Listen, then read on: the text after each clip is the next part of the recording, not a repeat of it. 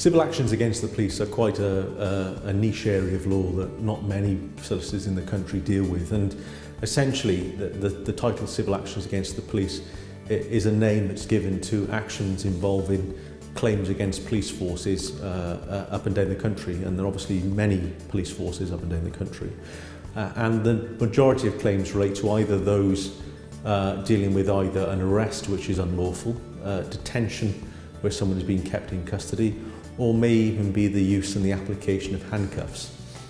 In terms of an arrest, the guidelines that one has to adhere to when arresting somebody is the Police and Criminal Evidence Act, and that provides the guidance that a police officer has to have in his mind at the point of arrest.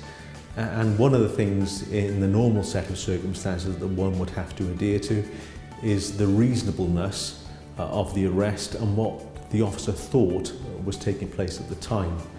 So for instance, the officer must have a reasonable suspicion that the person has committed an offence or is about to commit an offence. And in addition to that, following that subjective test in the officer's mind, whether it was necessary for that arrest to take place.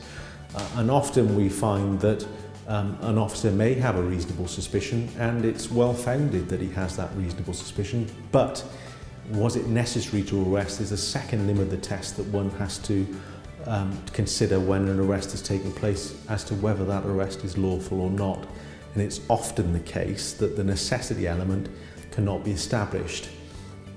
People often ask me what necessity means, and it's just essentially in your mind thinking if there is an alternative. So if you're an officer on the street and you see something taking place, it's considering whether an arrest is necessary at that point. To take away someone's liberty is quite a draconian step, and the officer must ask himself whether to arrest is really necessary at that point. In terms of the application of handcuffs, we often see many times on dramas or on the television and things of that nature where police officers automatically handcuff people at the point of arrest as a matter of course. Now, in my mind, that's almost rubber stamping what is relatively routine police procedure, and that's not the law. The law states that the force an officer has to use is reasonable and proportionate in the circumstances at that time.